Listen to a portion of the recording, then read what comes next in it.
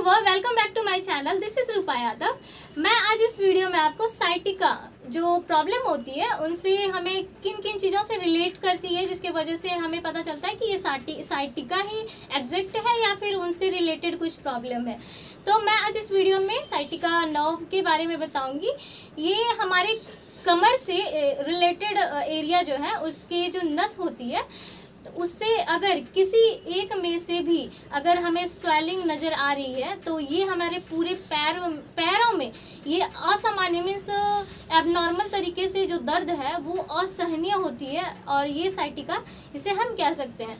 ये न्यूरोलजिया जो होती है वो भी एक प्रकार का इसी का एक प्रकार है, जो कि न्यूरोलजिया का एक प्रकार जो बड़ी साइटिक नर्व होता है, ये सर्दी लगने या फिर अधिक चलने से या फिर अगर हम कॉन्स्टिपेशन या फिर प्रेगनेंसी पीरियड में या फिर ट्यूमर जैसा कुछ या फिर स्पाइन जो होती है अगर उसमें प्रेशर पड़ने से अगर हमारे नर्व में दब गई है जिसके वजह से ये साइटिका या फिर नर्व जैसी परेशानियां हमें देखने को मिलती है।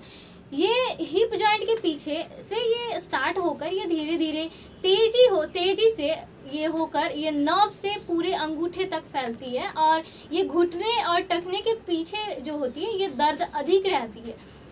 दर्द के अलावा पैर में नमनेस मीन्स शून्यता जैसी हमें फील होती है और बहुत ही सीवियर पेन होता है, जिसके वजह से बहुत ज़्यादा ये जो दर्द है वो असहनीय हो जाता है। रोगी बेड पकड़ सकता है, बेड पकड़ रहा है और लेता है। और क्रॉनिक रोग में जैसे कि पैर में छिन्नता या फिर सिकुड़न हो जाती है, ये रोग जो है ये एक और से दुनिश्चित कच्चे जो होता है ये होता है, जो कि ट्रीटमेंट के लिए सबसे पहले हमें रोग के कारण का कंफर्म कराना जरूरी होता है कि हम और फिर अगर हम पीरियोडिक रोग में आवेश के 2 या 3 घंटे के पहले अगर हम क्विनिन देते हैं तो ये हमें लाभ दिखाती है और या फिर हमें रिजल्ट पॉजिटिव देता है।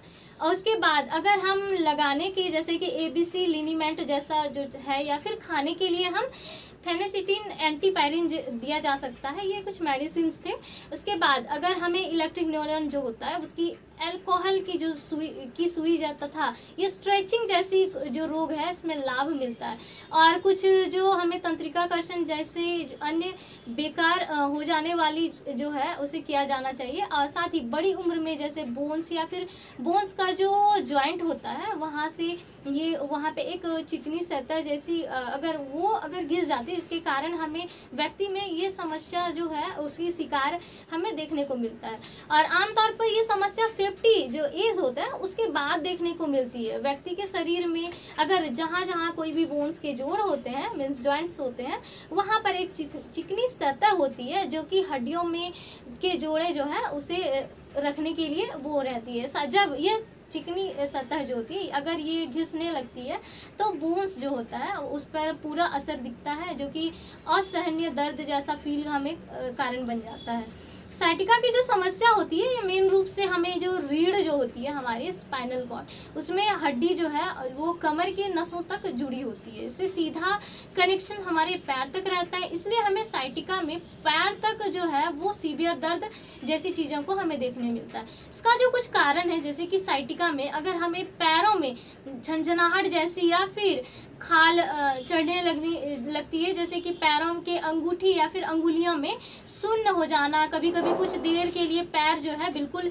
निर्जीव जैसा हम फील करते हैं। तो उसके बाद अगर इस समस्या से लगातार अगर बढ़ते रहते हैं तो ये हमारे इंटरनल नर्व जो होता है उस पर भी कुछ असर वो धीरे धीरे डालना स्टार्ट कर देता है। उसके बाद हम देखते हैं कि साइटिका के कारण क्या है दर्द का। तो साइटिका का जो दर्द है वो होता है कि पहला नस का दब जाना। अगर हम साइटिका नर्व का मेन कारण देखें तो साइटिका का जो नस होता है वो दबने की वजह से जिसके कारण हमें डॉक्टर की सहायता लेनी पड़ती है।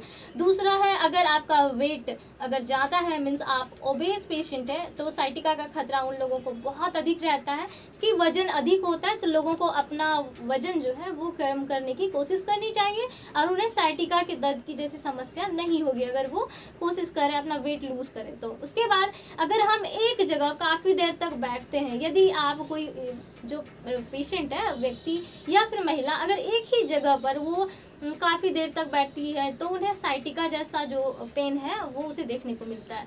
फिर अगर हम बैठने का, अगर हमारा जो पोजीशन है अगर वो गलत रहे, जैसे कि साइटिका का जो पेन होता है वो बैठने से गलत पोजीशन के कारण भी देखा जाता है। उसके बाद अगर डायबिटीज़ से अगर पेशेंट अगर ऑलरेडी डायबिटिक पेशेंट है तो वो उन्हें भी साइटिका का दर्द हो सकता है।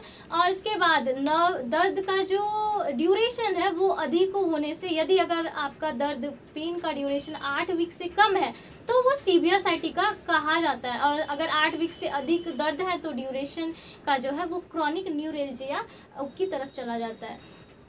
तो मैं आपको साइटिका नर्व का ट्रीटमेंट के बारे में कुछ बात करेंगे। तो कुछ रोग जैसे कि अगर हम उसका डायग्नोसिस करते हैं तो जैसे कि एक्सरे से ये पॉसिबल नहीं है, इसलिए हमें एमआरआई कराना होता है। इसके अगर हम बात करें कि तो सही ट्रीटमेंट में लगभग 85 से 90% जो लोग होते हैं वो साइटिका से जो है उसे ट्रीटमेंट से वो रिलीफ मिल जाता है। फिर भी इसके पूरी तरह से ठीक होते होते उसे 4 से 6 हफ्ते का समय लग जाता है। और अगर हम बड़े पैमाने पे बात करें तो 4 से 5 दिन में ये पूरी जो हमारा जो बॉडी है उसे आराम, या फिर हम मेडिसिन के हेल्प से या इंजेक्शन की हेल्प से हम पेन को कंट्रोल में कर सकते हैं। अगर बहुत ज़्यादा सीवियर पेन हो रहा है तो आप स्टेरॉइड जैसा जो मेडिसिन कुछ है आप उसे ले सकते हैं। और कभी कभी कमर के अंदर तक जो है वो इंजेक्शन के द्वारा हम मेडिसिन को पहुंचा सकते हैं। इसके अलावा अगर आप फिजियोथेरेपी या फिर आप कसरत एक्सरसाइज वगैरह अगर ले रहे हैं तो उससे भी बहुत आराम मिलता है। इस तरह की जो तमाम प्रोसेस है उसके बाद भी अगर आपका दर्द समस्या लगातार अगर बनी रह रही है तो फिर आप पेशेंट के पास एकमात्र ऑप्शन रह जाता है, वो है सर्जरी। अगर हम ऑपरेशन, तो अगर हम पेशेंट के पास ये जो है इसके बाद घबराने की ज़रूरत नहीं है, क्योंकि ऑपरेशन नाम जो सुनने के बाद पेशेंट घबरा जाता है अक्सर। तो ये एक माइक्रो सर्जरी से किया जाने वाला ऑपरेशन होता है जो कि बाद में पेशेंट दूसरे दिन ही हम आप घर ले जा सकते हैं और अपने डेली एक्टिविटीज़ जो है वो हम कर सकते हैं। इस सर्जरी में छोटा सा डाइसेक्शन पार्ट रहता है जिससे पेशेंट को हॉस्पिटल में सिर्फ 1 या 2 दिन के लिए बेड रेस्ट के लिए रुकना पड़ता है।